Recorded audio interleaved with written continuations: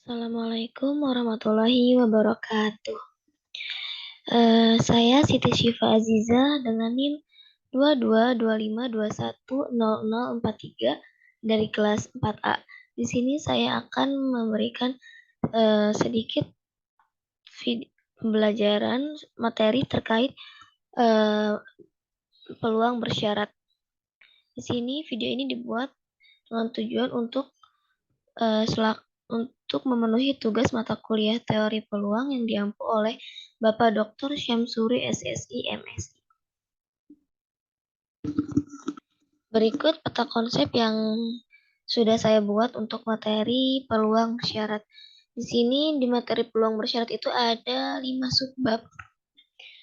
Yang pertama itu ada peluang bersyarat, hukum penggandaan atau law of multiplication, lalu ada hukum peluang total atau law of total probability, lalu ada kebebasan atau independence, dan yang terakhir ada teorema Bayes. Kita akan membahas satu persatu pada video kali ini. Yang pertama di sini kita akan membahas mengenai peluang bersyarat. Peluang bersyarat itu merupakan peluang terjadinya suatu kejadian A jika diketahui bahwa kejadian B terjadi disebut peluang bersyarat atau conditional probability dan dinyatakan dengan P A garis B. Dibacanya itu peluang A dengan syarat B terjadi. Nah, kita lihat di ilustrasi 1, misalkan berikut data penduduk usia kerja 15 sampai 25 tahun yang berada di suatu desa. Di sini ada yang bekerja laki-laki itu 460 orang, yang menganggur 40 orang, dan untuk perempuan yang bekerja ada 140 dan menganggur 260. Nah, misalkan pula akan memilih salah satu di antara mereka. Didefinisikan kejadian berikut. L yang terpilih laki-laki dan B yang terpilih sudah bekerja. Maka peluang yang terpilih laki-laki dengan syarat sudah bekerja adalah peluang laki-laki dengan syarat bekerja sama dengan 460 dibagi 600 sama dengan 23/30. Nah, hal ini dapat dijelaskan sebagai berikut. Digunakan rumus di sini. Peluang laki-laki bekerja sama dengan N laki-laki iris bekerja dibagi N bekerja. Sama dengan N laki-laki iris yang terpilih sudah bekerja dibagi N semesta dibagi lagi dengan N B itu kan yang terpilih sudah bekerja dibagi dengan N semesta. S itu semesta. Sama dengan peluang laki-laki iris yang terpilih sudah bekerja dibagi peluang yang bekerja. Selanjutnya di sini kita akan membahas mengenai definisi 3.1 peluang bersyarat. Jika peluang B lebih dari 0, maka peluang terjadi A. Jika diketahui B terjadi, didefinisikan sebagai peluang A dengan syarat B sama dengan peluang A iris B dibagi peluang B. Ini seharusnya di sini itu ada kurung, mungkin ketinggalan ya, maaf. Oke, jadi P atau PAB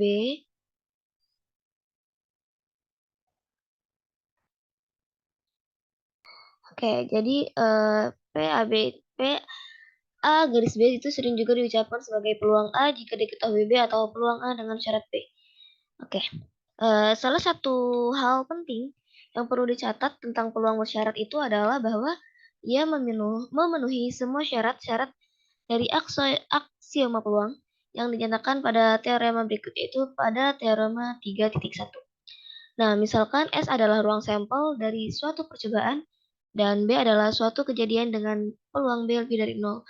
Maka, yang pertama, untuk setiap kejadian A berlaku 0 kurang dari sama dengan peluang A dengan syarat B kurang dari sama dengan 1. Yang kedua, peluang semesta dengan syarat B sama dengan 1. Lalu yang ketiga, jika A1, A2, seterusnya anggota F adalah barisan elemen anggota F adalah barisan kejadian-kejadian yang saling lepas. Maka peluang gabungan dengan nilai I sama dengan 1 hingga tak hingga sama dikali itu AI dengan syarat B sama dengan sigma I sama dengan 1 hingga tak terhingga peluang AI dengan syarat B. Kita lanjut ke subbab selanjutnya yaitu hukum penggandaan atau law of multiplication. Nah, dari hubungan peluang kita hapus dulu. Oke. Dari hubungan peluang A dengan syarat B itu bisa ditulis dengan sama dengan peluang A iris B dibagi peluang B, dan peluang B dengan syarat A sama dengan peluang A iris B dibagi peluang A. Nah, kita peroleh dua cara untuk menentukan peluang A iris B, yaitu peluang A iris B sama dengan peluang B dikali peluang A dengan syarat B, dan peluang A iris B sama dengan peluang A dikali P dikali peluang B dengan syarat A. Jadi, terdapat suatu formula perkalian peluang, sehingga formula tersebut dinamakan hukum penggandaan atau perkalian. Nah, hubungan di atas dapat diperumum untuk irisan 3 kejadian A1, A2, dan A3 berikut. Peluang A1, A2, peluang A1 iris A2 iris A3 sama dengan peluang A1 dikalikan dengan peluang A2 dengan syarat A1 dikalikan dengan peluang A3 dengan syarat dikalikan dengan peluang A3 dengan syarat A1 iris A2. Nah, dari pola berpikir induktif ini, formulasi tersebut dapat dibuat perumuman. Dengan demikian, kita peroleh teorema sebagai berikut. Yaitu kita lanjut di teorema 3.2 ini. Teorema 3.2 atau hukum penggandaan peluang. Jika peluang A1 iris A2 iris dan seterusnya sampai AN dikurangi 1 lebih dari 0, maka peluang A1 iris A2 iris sampai dengan iris AN sama dengan peluang A1 dikalikan dengan peluang A2 dengan syarat A1 dikalikan dengan peluang A3 dengan syarat A1 iris A2 sampai dan seterusnya sampai peluang AN dengan syarat A1 iris A2 iris seterusnya sampai AN-1. Nah, selanjutnya kita di sini akan masuk ke subbab ketiga yaitu hukum peluang total atau law of total probability. Nah, ketika menyelesaikan permasalahan peluang, terkadang kita itu tidak memungkinkan untuk menentukan secara langsung peluang dari suatu kejadian A. Akan tetapi hanya bisa menentukan peluang A dengan syarat B dan peluang A dengan syarat B komplement. Untuk kasus seperti ini, kita bisa gunakan teorema berikut untuk menentukan peluang kejadian A. Kita gunakan teorema 3.3 atau hukum peluang total. Bunyi teoremanya yang pertama itu misalkan B adalah suatu kejadian dengan peluang B lebih dari 0 dan peluang B komplement lebih dari 0, maka untuk sembarang kejadian A berlaku bahwa peluang A sama dengan peluang A dengan syarat B terjadi dikali peluang B ditambah peluang A dengan syarat B komplement terjadi dikali peluang B komplement. Selanjutnya bunyi teorema yang kedua yaitu secara umum jika B1, B2, dan seterusnya sampai dengan Bn merupakan partisi lepas dari S dengan peluang BI lebih dari 0 untuk semua I-nya itu 1, 2, dan seterusnya sampai N. Nah, maka untuk sembarang kejadian A ini berlaku bahwa peluang A sama dengan sigma I sama dengan 1 hingga N. Peluang A dengan syarat BI terjadi dikali peluang BI. Kita lanjutkan ke subbab keempat yaitu mengenai kebebasan. Nah, misalkan A dan B adalah dua kejadian dengan peluang A-nya itu lebih dari 0 dan peluang B-nya juga lebih dari 0. Pada umumnya ini terjadi atau tidaknya itu kejadian B akan mengubah peluang terjadinya kejadian A. Jika diketahui B terjadi, maka peluang terjadinya kejadian A akan berubah dari peluang A menjadi peluang A dengan syarat B terjadi.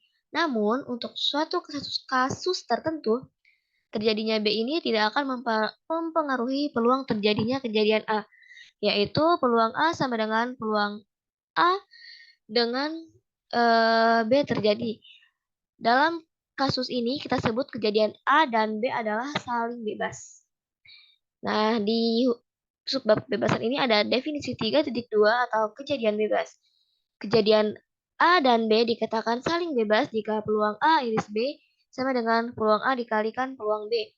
Secara umum, himpunan kejadian AI dengan I-nya itu elemen dari I disebut saling bebas jika peluang gabungan dari I elemen J dikalikan AI sama dengan P dikali I elemen J dikali AI untuk setiap himpunan bagian berhingga J dari I. Nah, dari definisi di atas, jika A dan B adalah dua kejadian bebas, maka kita peroleh peluang A sama dengan peluang A dengan syarat B terjadi sama dengan peluang A, dan peluang B dengan syarat A terjadi sama dengan peluang B. Artinya, meskipun diketahui B terjadi, tetapi informasi ini tidak ada pengaruhnya terhadap peluang terjadinya kejadian A. Demikian pula sebaliknya.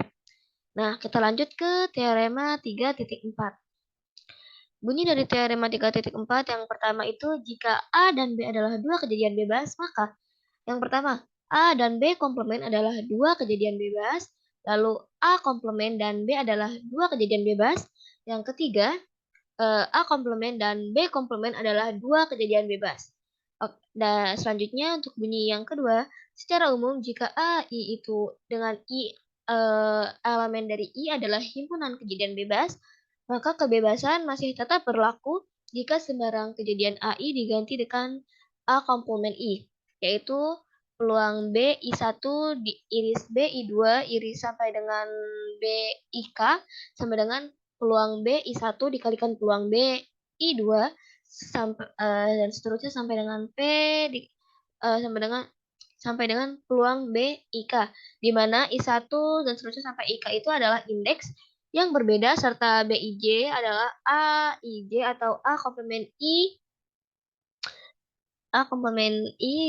J dengan J-nya itu 1, 2, sampai dengan K.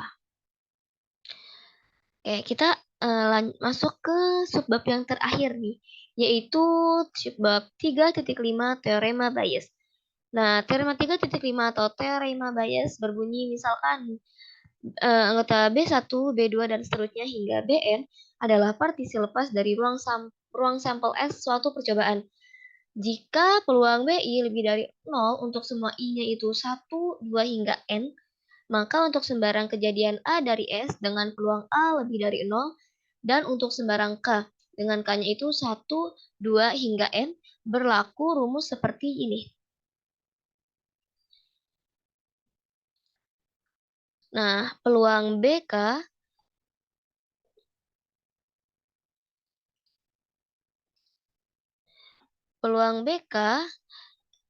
BK dengan syarat A terjadi sama dengan peluang A dengan syarat BK terjadi dikalikan peluang BK dibagi dengan sigma dengan I-nya itu sama dengan 1 hingga N peluang A dengan syarat BI dikalikan peluang BI.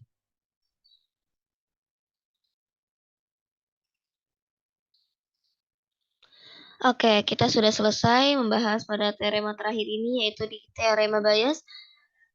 Mungkin hanya ini yang bisa saya sampaikan pada video kali ini.